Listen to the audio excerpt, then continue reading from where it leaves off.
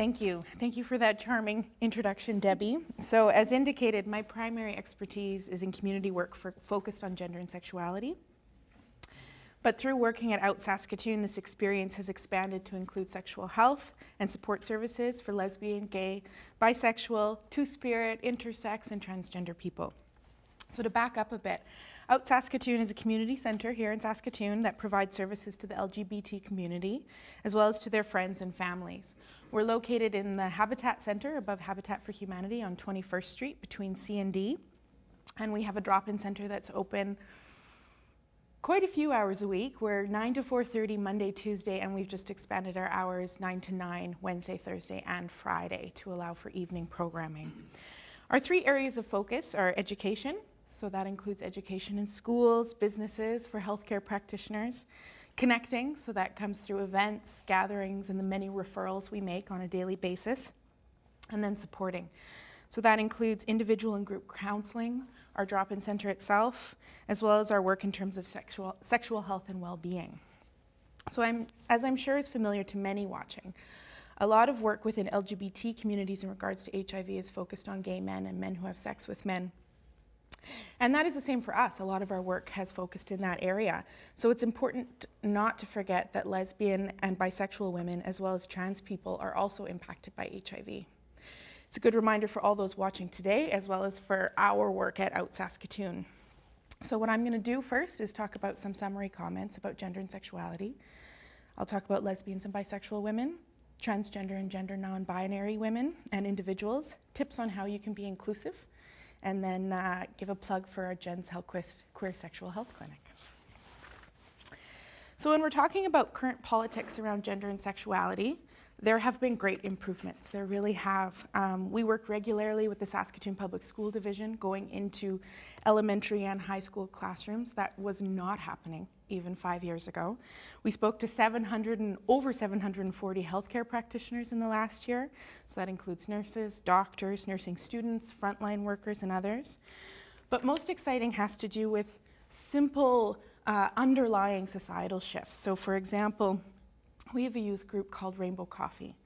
And every Wednesday, between 20 and 30 youth come to the center for educational programming, supper, and then to hang out with their friends, spend time with our volunteers, talk to staff.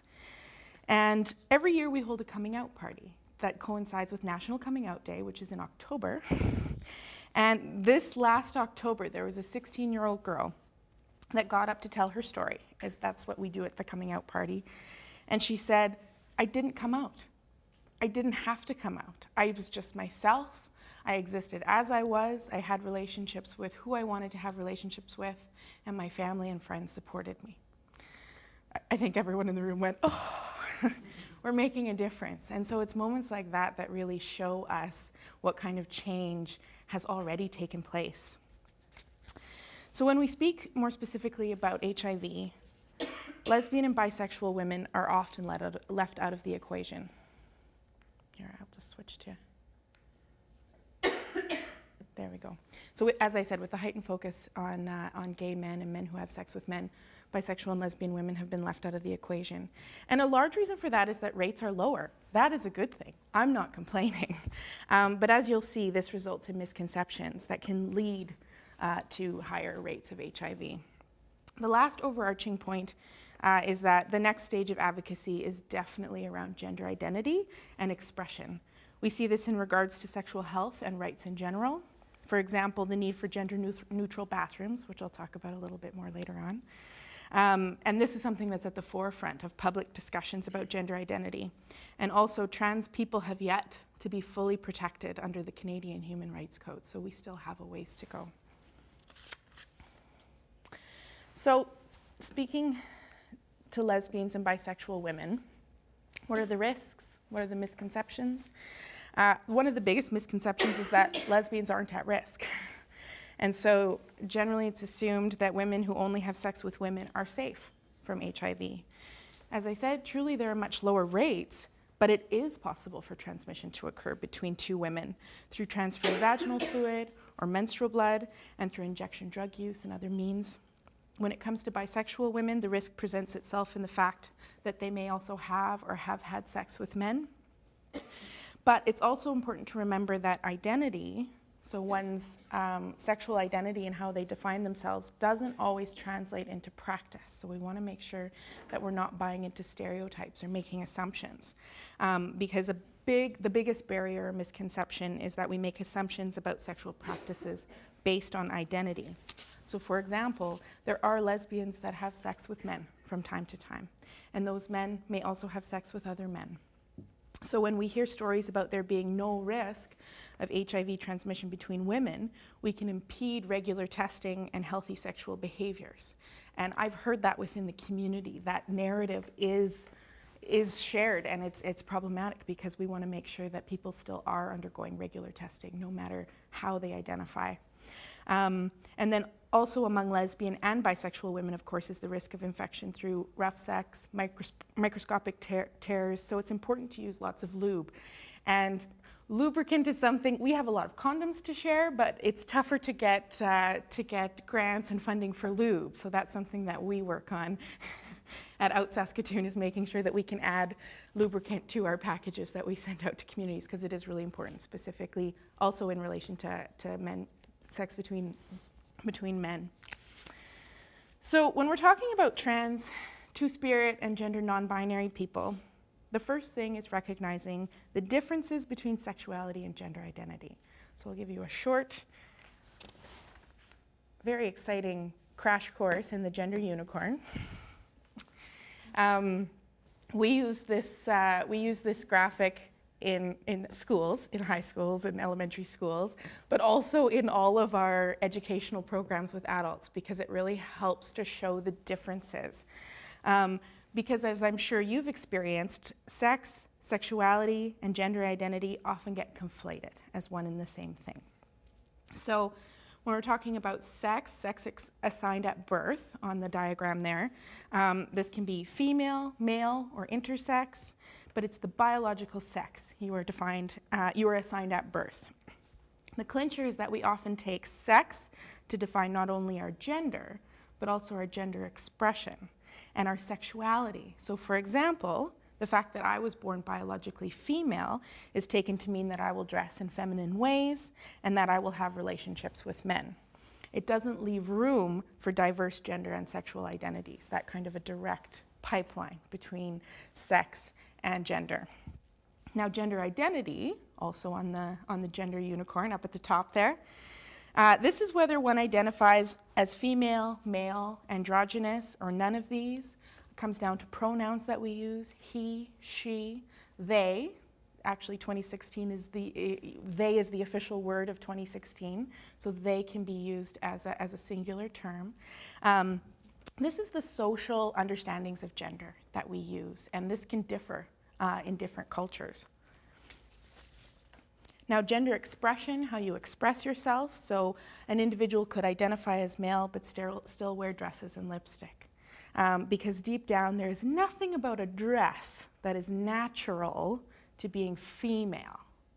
So we take these particular signifiers, a dress, lipstick, makeup, and we call them woman, when in fact, they're just ways of expressing oneself. And then sexuality, this can include physical attraction and romantic attraction. This is the piece that is about desire, sexual orientation, who you want to have physical and emotional relationships with. So with that, we slide to when we're talking about transgender, and transgender is often used as an umbrella term to include lots of other ways of expressing oneself that don't fit in that strict male-female category that we're used to. But we already know that we miss a lot in conversations around trans people. As I said, we've come a long way around sexuality. The next frontier is really looking at gender identity and making sure transgender people are fully protected. So the very fact that people often don't understand trans or lack knowledge means that they push it aside. We see that often. We regularly avoid that which makes us nervous or uncomfortable, rather than embracing questions, asking that embarrassing question. Sometimes that's the only way to learn. Going into those spaces of complexity and seeing how diverse the community really is. So when we're talking about facts about trans people, Transgender women actually have high risks of HIV infection, very high, both as a result of sexual practices and due to the secondary effects of socioeconomic discrimination and exclusion. So a study from UNAIDS in 2014 found that globally, trans women are 49 times more likely, this is worldwide, to acquire HIV than the general adult population. It's a huge statistic. And today they estimate that from that same study that 19% of all trans women worldwide are HIV positive, 19%. The main access points there are sex work, high-risk sex. And so, for example, as you can imagine, a trans woman may feel quite powerless in her relationship, particularly if she's in the field of sex work. So when she's pushed not to use a condom, she may not feel comfortable standing up to her sexual partner. Access points, hormone therapy is also an access point. It's expensive to access hormones when they're not covered, and so they're injected through needles, and so there's an access point there. And then injection drug use. And across the board, there are higher rates of drug and alcohol use, sex work, incarceration, homelessness, unemployment, negative healthcare encounters. That's the reality of being transgender in our world.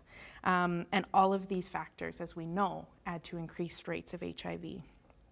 So big problems with it is that we have very little data. We've not been collecting data well in these groups, and in fact, there's pretty much no data on transgender men and HIV. We don't know all of the effects of interaction between antiretrovirals and hormone injections. And also the data that we do have is not entirely accurate due to fear. So many trans people don't identify as trans for fear of exclusion or discrimination, for fear that they're not going to be allowed into the program, for fear that their doctor or medical practitioner is going to discriminate against them. So even the small numbers that we do know of, there may be many more people beyond that we haven't heard about. So also, we make assumptions about people's sexual practices based on their gender identity and or sex. So again, that refers to trans people, and we want to make sure that we don't make assumptions about who they are having sexual and romantic relationships based on their gender identity as trans. So how can you be inclusive? Many ways. I'll give you the top 3 ways. Creating a safe space. When I was a student at the U of S, I remember walking into my professor's office and she had a rainbow flag, tiny little rainbow flag in the corner. And I tell you, it made all the difference in my trust and feelings of comfortability. So you too can create that kind of awareness through visual indicators. I'm going to hold up a poster here. That's an example. This is just in draft form, but we're working on getting these out to the community. So it says, this is a safe space. You are welcome here just as you are or however you want to be. We also have a Cree translation on there, and we're getting copies of these done in French. So this is something that we want to be able to hand out to community organizations, health centers that undergo diversity training. And then you can put this up in your facility so that people coming in know that someone on staff, someone in that building is going to be an ally to them and is going to know, even if they don't know the answer to the question, they're going to know where to go to get an answer. As I said, another way to create safe space is through gender-neutral bathrooms. There's been a big push for this, and it's going really well. We've seen it in schools, and we're starting to see it in health centers. Another thing is to unlearn stereotypes, so that conflation of gender and sexuality, which would lead someone to assume that trans identity is the same thing as sexual orientation, or the assumption that sexuality is simple and clear-cut. If we unlearn those stereotypes, that can help to reduce discrimination, all of which have, discrimination itself has a direct connection to whether or not people can access safe services. And then one of the biggest things is to use correct names and pronouns. If you're not sure if someone is male or female, and if you don't need to know, you don't need to ask. If you're in a situation where you do need to know, ask them which pronouns they use, and respect them. trans people historically weren't given the right to have their chosen name on their ID unless they underwent sexual reassignment surgery. But actually, as of today, as of last night and this morning, this has changed in Saskatchewan. So now trans people can apply for ID to change their gender marker on their health card, on their driver's license, and without having to undergo sexual reassignment surgery. Very exciting, and that will be able to see a huge difference. So chances are you will be getting more ID that actually corresponds with the gender identity that they are. So you can figure out ways also to ensure that you're using their correct name on forms and in medical appointments, and we've got lots of tips. So the last thing I want to share with you is just a plug for our Jen's Hellquist Queer Sexual Health Clinic. As I said, a lot of our work is focused on prevention, education, and so we have a queer positive sexual health testing clinic that is wrapped around with peer support, with people that understand the experiences and sensitivities of the LGBT community. It's a safe and accepting place with lots of information, and we have gender neutral forms, and we often share them with other folks so that they can figure out how to make their forms gender neutral, but it's on Thursdays from 6 to 9. Thank you for your time and attention. I hope you've learned a couple tips to take back.